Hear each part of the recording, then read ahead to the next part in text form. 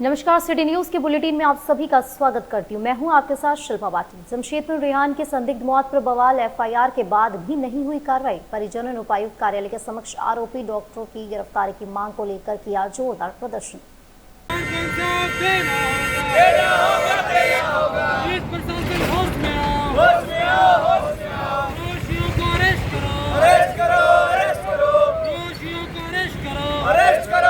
जमशेदपुर से गंभीर मामला सामने आया है, जहां रेहान की संदिग्ध परिस्थितियों में हुई मौत को लेकर पीड़ित परिवार न्याय की गुहार लगा रहा है। जानकारी के अनुसार 26 मार्च 2026 को रेहान की मृत्यु हुई थी। इसके बाद 27 मार्च को परसोड़ी थाना प्राथमिकी दर्ज कराई गई, जिसमें हत्या की धारा 103 क्लॉज 1 के तहत मामला दर्ज किया गया है। पीड़ित परिवार का आरोप है कि प्राथमिकी में नामजद आरोपियों के खिलाफ अब तक कोई ठोस कार्रवाई नहीं की गई और न ही उनकी गिरफ्तारी हो पाई है। इस देरी से परिवार में आक्रोश और निराशा का माहौल व्याप्त है। परिजनों का कहना है कि वे लगातार एसपी कार्यालय के चक्कर लगा रहे हैं, लेकिन अब तक उन्हें न्याय नहीं मिल सका है।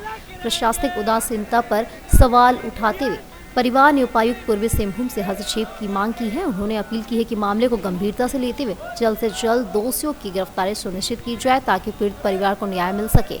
इसी क्रम में परिजनों ने डॉक्टर बदर की गिरफ्तारी की मांग को लेकर डीसी कार्यालय के समक्ष जोरदार प्रदर्शन भी किया। प्रदर्शन के दौरान परिजनों ने चेतावनी दी कि यदि जल्द कार्रवाई नहीं की गई तो वे मजबूर होकर राज्य के मुख्यमंत्री से मिलकर अपनी बात रखेंगे। फिलहाल इस मामले को लेकर पूरे इलाके में चर्चा का माहौल और सभी की नजर अब प्रशासनिक कार्रवाई पर टिकी हुई है।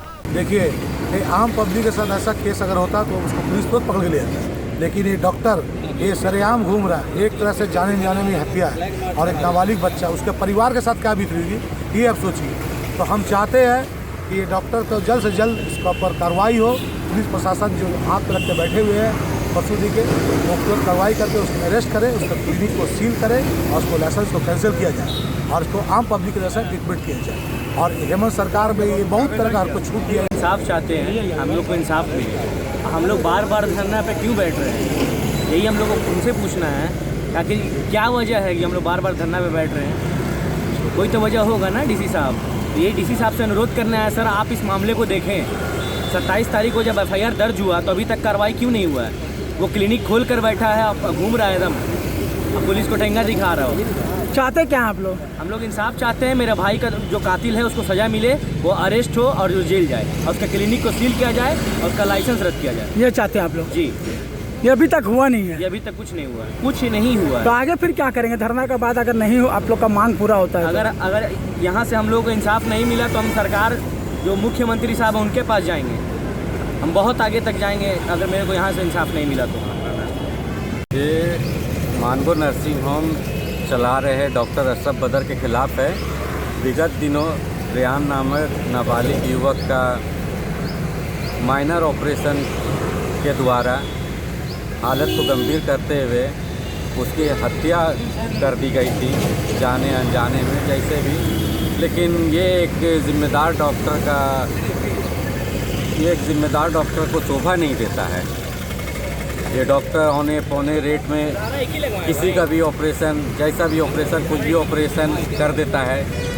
ये पहली बार ऐसा नहीं हुआ है, इससे पहले भी कई बार हुआ है। तो धरना पे क्यों बैठे हैं, किस लिए बैठे हैं, क्या चाहते हैं?